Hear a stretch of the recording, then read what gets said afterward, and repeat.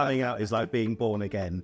And you have that entire birthing process to go through of really discovering who you are, which is why I think, again, these safe, inclusive spaces are so important for us to have, to really discover who we are as we grow with ourselves.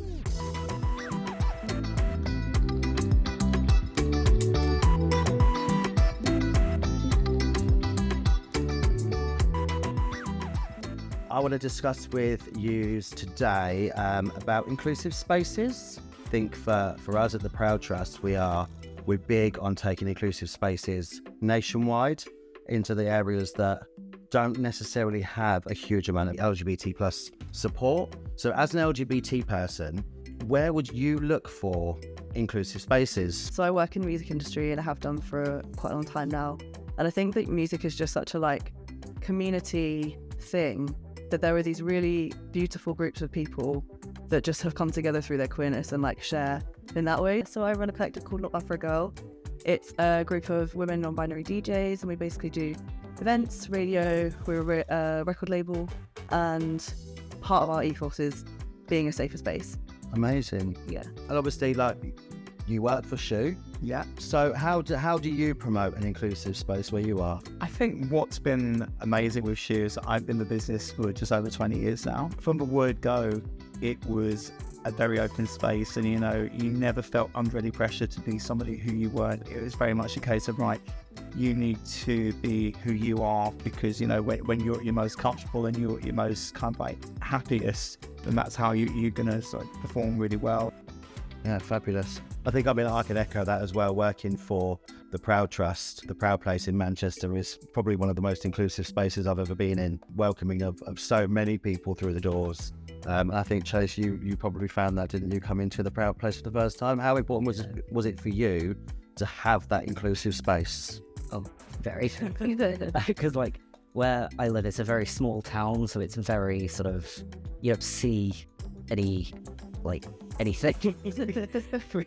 No queer people. Any of the Proud Trust groups that I've been involved in or whatever, it's just such a different space because everyone is I don't know, just very friendly and just accepting. It's just safe, Absolutely.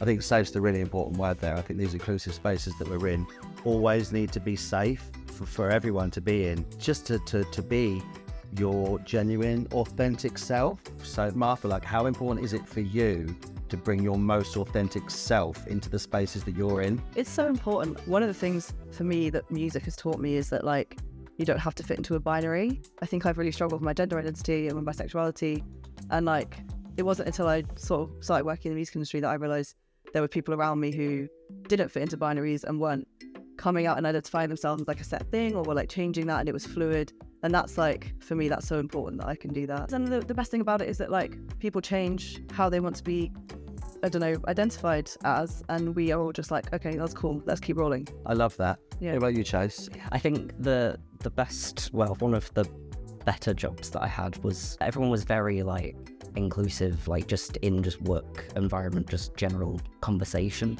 And that's kind of how I knew that it was a safe space to, talk to people. I had to take a couple of months off to have top surgery, and they sent me a hamper with sweets and a little card with a congratulations. I was that's the guess.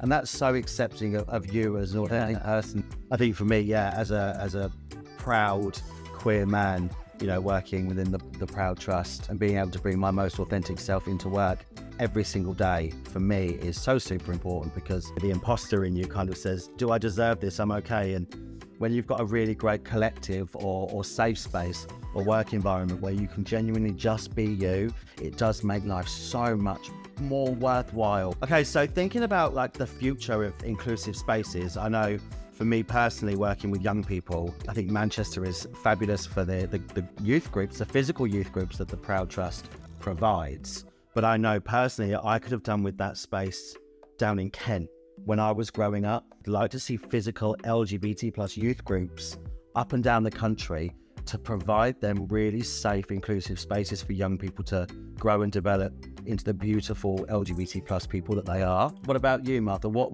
would you like to see change in the inclusive spaces? I think something that I think about quite a lot. I'm a social media manager, a marketing manager, so I spend quite a lot of my life on Instagram, on social media platforms.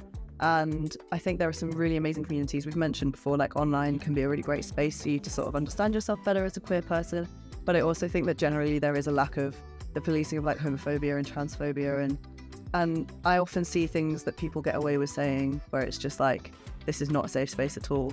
I mean, I know that I would have probably benefited a lot from like an LGBT group like in school or, you know, something like that, or in sixth form, because I feel like, you know, it's important to have those spaces as a kid or as a teenager. And I know for you as well, Chase, like a sober space is really important for you, isn't it? You'd like to see more sober spaces. Yeah, because especially like, because there's a lot of like LGBT groups meeting like pubs. Really important, safe, inclusive spaces that are outside of an alcohol orientated. Yes. I'm totally echoing what you're saying, bearing the fact that sort of when I was coming out, that it was all about meeting the bar, meeting the pub and all of that. And actually, you don't really want to kind of like have that pressure. People forget that there's kind of like a transition phase where, you know, it's expected that we come out, we get comfortable with our sexuality, and then we're just ready to hit bars and night. We've got that in between phase when, you know, we've got to get comfortable with like who we are, who we identify as. Which is why I think, you know, again, these safe, inclusive spaces are so important for us to have, to really discover who we are